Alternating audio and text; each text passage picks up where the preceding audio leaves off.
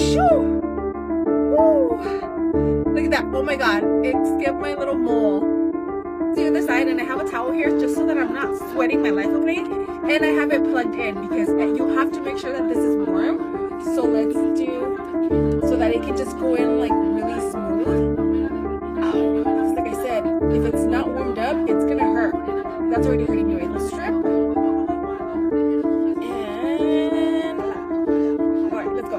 1, 2, 3. Oh shoot! At this point, I don't care. I'm just gonna go through it so you guys can see how clear that looks. I'm gonna have to go in one more time. Actually, I don't think I have to go through, but look at that.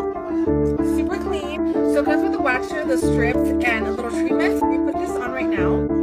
Now I'm gonna say that this hurts less than the strips, but it's a lot harder to put on just because you have to wait to make sure that the machine